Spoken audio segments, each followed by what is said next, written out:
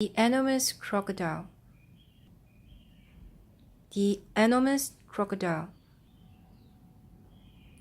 In the biggest, brownest, muddiest river in Africa, two crocodiles lay with their heads just above the water. One of the crocodiles was enormous. The other was not so big. Do you know what I would like to have for my lunch today? The enormous crocodile asked. No, the not so big one said. What? The enormous crocodile grinned, showing hundreds of sharp white teeth. For my lunch today, he said, I would like a nice, juicy little chow. I never eat children, the not so big one said. Only fish. Ho, ho, ho, cried the enormous crocodile. I will bet if you saw a fat, juicy little chow paddling in the water over there at this very moment, you would gulp him up in one gulp. No, I wouldn't, the not so big one said. Children are too tough and chewy. They are tough and chewy and nasty and bitter. Tough and chewy, cried the enormous crocodile. Nasty and bitter. What awful Tommy rot you talk. They are juicy and yummy. They taste so bitter, the not so big one said. You have to cover them with sugar before you can eat them. Children are bigger than fish, said the enormous crocodile. You get bigger helpings. You are greedy, the not so big one said. You are the greediest crocodile in the whole river. I'm the bravest crocodile in the whole river, said the enormous crocodile. I'm the only one who dares to leave the water and go through the jungle to the town to look for little children to eat. You have only done that once, snort the not so big one. And what happened then? They all saw you coming and ran away. Ah, but today when I go, they won't see me at all, said the enormous crocodile. Of course they will see you, the not so big one said. You are so enormous and ugly. They will see you from miles away. The enormous crocodile grinned again, and his terrible sharp teeth sparkled like knives in the sun. Nobody will see me, he said, because this time I have thought up secret plans and clever tricks. Clever tricks? Cried the not so big one. You have never done anything clever in your life. You are the stupidest crocodile on the whole river. I'm the cleverest crocodile on the whole river, the enormous crocodile answered. For my lunch today, I shall feast upon a fat, juicy little chow while you lie here in the river feeling hungry. Goodbye. The enormous crocodile swam to the side of the river and crawled out of the water. A gigantic creature was standing in the slimy, oozy mud on the riverbank. It was Humpy Rumpy, the hippopotamus. Hello, hello, said Humpy Rumpy. Where on earth are you off to at this time of day? I have secret plans and clever tricks, said the crocodile. Oh dear, said Humpy Rumpy. I will bet you are going to do something horrid. The enormous crocodile grinned at Humpy Rumpy and said, I'm going to fill my hungry, empty tummy with something yummy, yummy, yummy, yummy. What's so yummy? Said Humpy Rumpy. Try to guess, said the crocodile. It's something that walks on two legs. You don't mean, said Humpy Rumpy, you don't really mean you are going to eat a little chow? Of course I am, said the crocodile. Oh, you horrid, greedy, grumptious brute, said Humpy Rumpy. I hope you get caught and cooked and turned into crocodile soup. The enormous crocodile laughed out loud at Humpy Rumpy. Then he waddled off into the jungle. Inside the jungle, he met Trunky the elephant. Trunky was nibbling leaves from the top of a tall tree, and he didn't notice the crocodile at first. so the crocodile beat him on the leg. "Ow!" said Trunky in his big, deep voice. "Who did this?" "Oh, it's you." "Is it? You beastly crocodile. Why don't you go back to the big, brown, muddy river where you belong?" "I have secret plans and clever tricks," said the crocodile. "You mean you have got nasty plans and nasty tricks?" said Trunky. "You have never done a nice thing in your life." The enormous crocodile grinned up at Trunky and said, "I'm off to find a yummy chow for lunch. Keep listening and you will hear the bones go crunch." "Oh, you wicked beastly beast," said Trunky. "Oh, you foul and filthy fiend. I hope you get squashed and squished and squizzled and boiled up into crocodile stew." The enormous crocodile laughed out loud and disappeared into the thick jungle. A bit further on, he met Mango Worm, the monkey. Mango Worm was sitting in a tree eating nuts. "Hello, Crocky," said Mango Worm. "What are you up to now?" "I have secret plans and clever tricks," said the crocodile.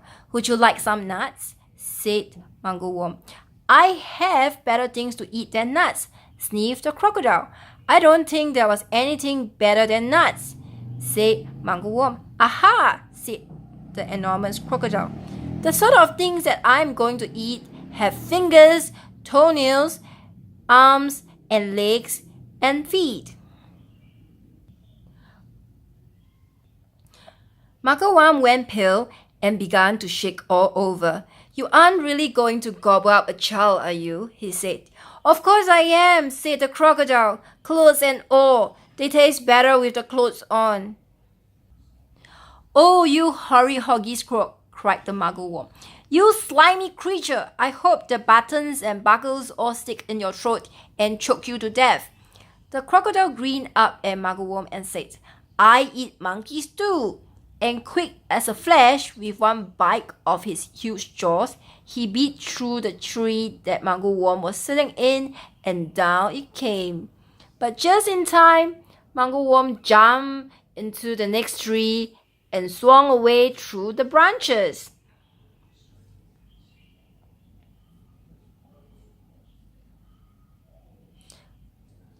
A bit further on, the enormous crocodile met the roly-poly bird.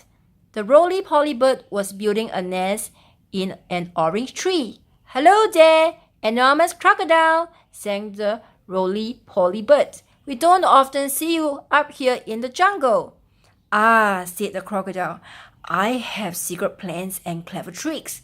"I hope it's not something nasty," sang the roly-poly bird.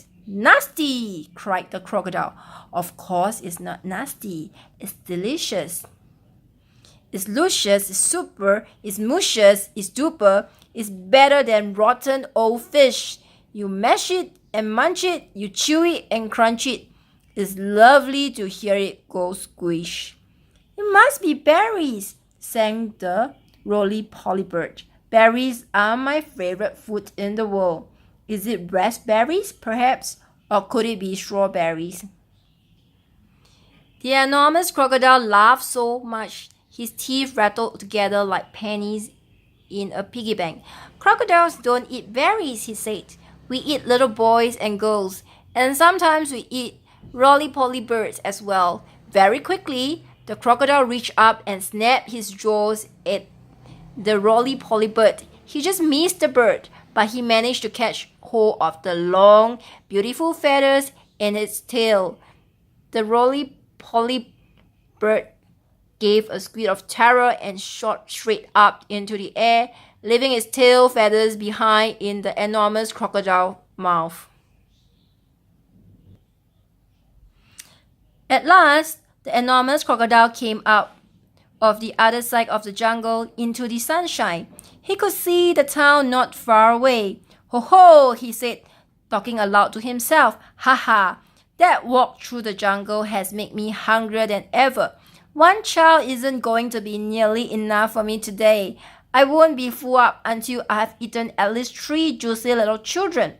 He started to creep forward towards the town.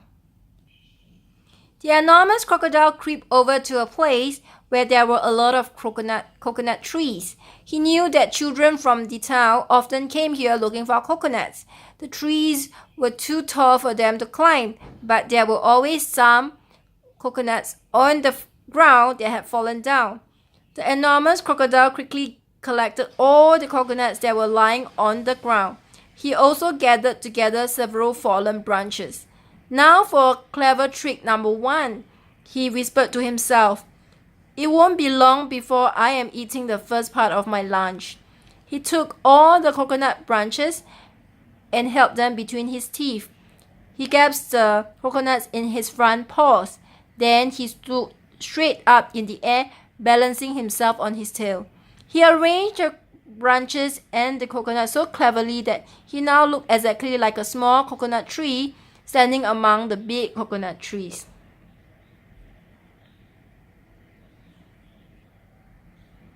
Soon, 2 children came along. They were brother and sister. The boy called Toto. His sister was called Mary. They walked around looking for fallen coconuts, but they couldn't find any because the enormous crocodile had gathered them all up. Oh, look, said Toto. That tree over there is much smaller than the others, and it's full of coconuts. I think I could climb that one quite easily if you help me up the first part. Toto and Mary ran towards what they thought was the small coconut tree. The enormous crocodile peered through the branches, watching them as they came closer and closer. He licked his lips. He began to dribble with excitement.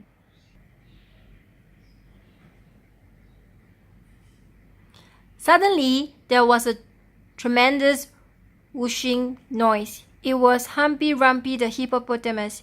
He came crashing and snorting out of the jungle. His head was down low, and he was galloping at a terrific speed. Look out, Toto! Shouted Humpy Rumpy. Look out, Mary! That's not a coconut tree. It's the enormous crocodile, and he wants to eat you up. Humpy Rumpy charged straight at the enormous crocodile. He caught him with his giant head and sent him tumbling and skidding over the ground. Owie! Cried the crocodile. Help! Stop! Where am I? Toto and Mary ran back to the town as fast as they could. But crocodiles are tough. It is difficult for even a hippopotamus to hurt them. The enormous crocodile picked himself up and crept towards the place where the children's playground was. Now for clever trick number 2, he said to himself. This one is certain to work. There were no children in the playground at that moment. They were all in school. The enormous crocodile found a large piece of wood and placed it in the middle of the playground. Then he lay across the piece of wood and tucked in his feet so that he looked almost like a seesaw. When school was over, the children all came running into the playground. Oh, look, they cried. We have got a new seesaw. They all crowded around, shouting with excitement. I'll go first. I'll get on the other end. I want to go first. So do I, so do I. Then a girl who was older than the rest said, It's rather funny, knobbly sort of a seesaw, isn't it? Do you think it will be safe to sit on? Of course it will, the other said. It looks strong as anything. The enormous crocodile opened one eye just a tiny bit and watched the children who were crowding around him. Soon, he thought, one of them is going to sit on my head. Then I will give a jerk and a snap, and after that it will be yum, yum, yum.